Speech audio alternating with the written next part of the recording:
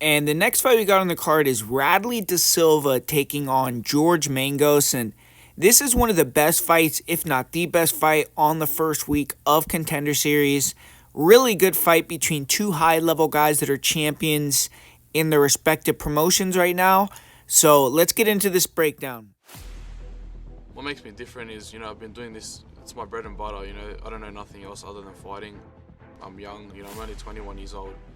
There's things that come with that age that I know things that you can't teach. That's the edge I've got and everyone else in the UFC. My name is George Mangos. I'm fighting out of Sydney, Australia, and I'm here to win a UFC contract. My fighting style is all-rounded. I've been doing this since I was 8 years old, so I've covered all the aspects of MMA. I've got no holes in my game. He's gonna go to sleep. He's gonna go out, team. He is out! George Mangos by submission!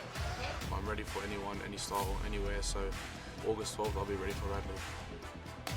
I'm prepared. In my mind, I'm in the UFC. I'm ready to beat anyone else in there. So Bradley's just the guy I'm fighting. He's going to be standing opposite me, but yeah, no one's safe. First gym I started off, Rob Whittaker was training there. At that point I was just training, I hadn't really heard of it, but watching him start his title run or his contention up until the belt is what led me into wanting to fight and first introducing me to the sport. I'm looking to make my own stamp and prove why Australia is one of the best countries pound for pound. We've got a small population compared to other people, but we make our mark in the UFC. Yeah, I'm excited for this matchup. Radley's exciting. He's got a few good finishes. Perfect world. I get him out of there early and I knock him out early in the first round. Exciting finish. Dana's on his feet, clapping, and he's itching to give me a contract. So, perfect world. That's how it ends. And my world's been pretty perfect so far.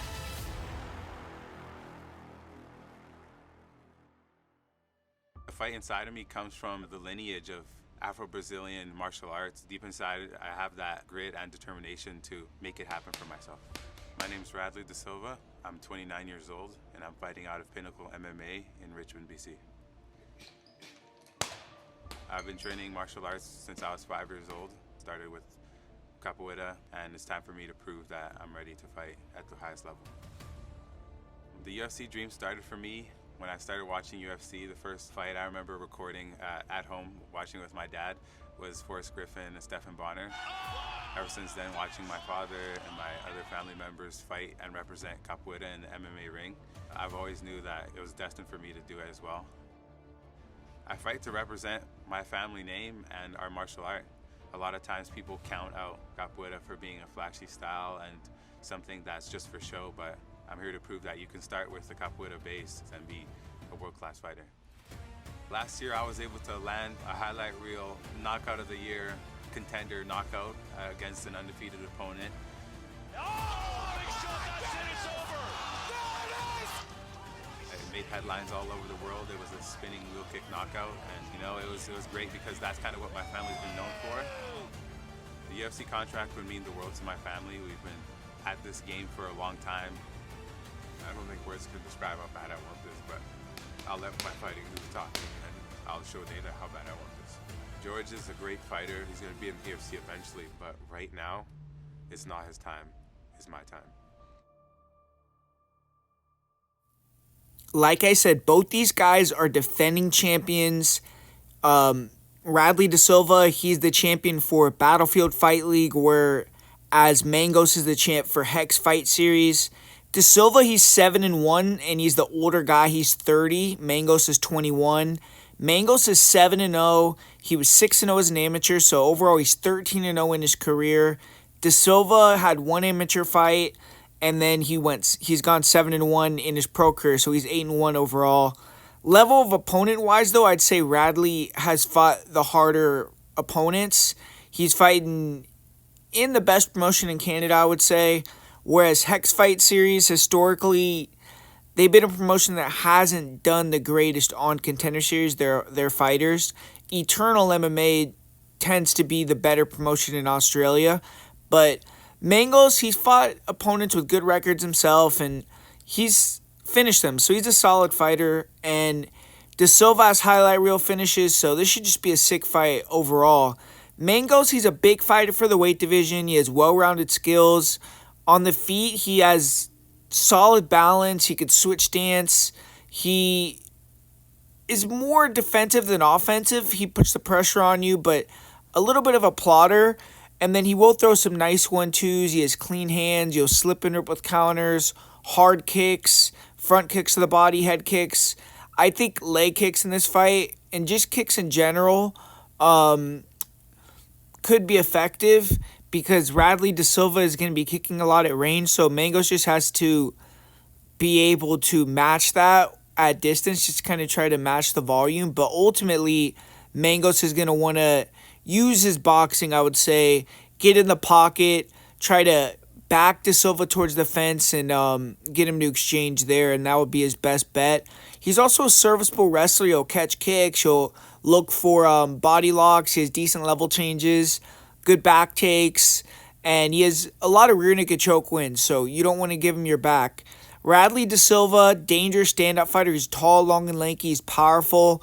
He throws fast and powerful punches. He has great kick dexterity, nice side kicks, spin kicks. He throws a lot of different kind of kicks, and he can throw them very fast, really sharp. He's good at controlling range. He'll slip and rip with the hands. He'll mix in takedowns. He isn't as technical as Mangos on the feet, but he's awkward. He throws some odd angles. He has power, and he's going to be the bigger guy. He's going to be able to land the kicks at distance and then look to slip and land the big punches, use that to get takedowns, kind of like a capoeira style on the feet. And he has a high guard. He's pretty hard to hit as well. And he looks strong. He's big for the division, pretty explosive. He'll shoot really quickly into you. He has big blast doubles. He'll come up into the body lock.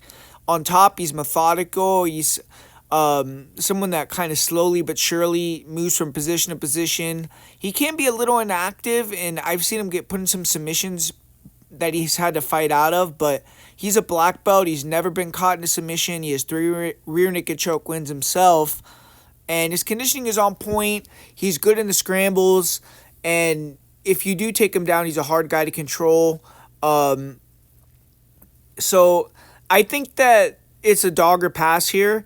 On the feet, I favor Da Silva. I think both fighters are on point in the stand-up, but I think Da Silva is going to be a little bit more difficult to hit, a bit more dynamic. He has better footwork and movement, plus pretty good defense. As far as wrestling goes, I favor Da Silva there as well. Da Silva just needs to be careful not to wrestle into a bad position and end up giving his back or getting put in a submission where he gets reversed. But he's a black belt. He looks like he has strong control. And I do think this is a really close fight, but I see Da Silva potentially differentiating himself with the wrestling. I've watched a couple fights where Mangos got taken down and controlled, and I feel as if Da Silva can maybe implement that game plan. Da Silva's also the bigger guy. I think Mangos is used to being the bigger, stronger fighter in the majority of his fights, whereas in this one he's not going to have that luxury. And on top of that, it's just 30 versus 21. I just feel like Da Silva is probably a little bit more ready for the moment. So that's why I'm edging this fight to Radley Da Silva.